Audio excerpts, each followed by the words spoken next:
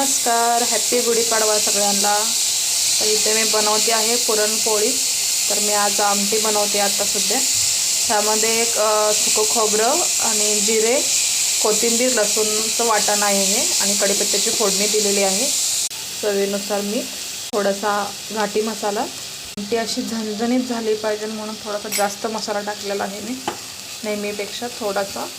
तर आता हे आपण चांगलं भाजून घेऊया।